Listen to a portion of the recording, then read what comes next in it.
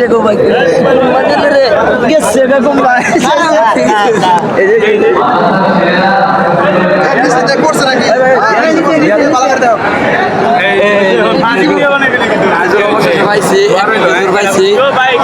বিয়ার খেজুর এত শক্ত খেজুর কে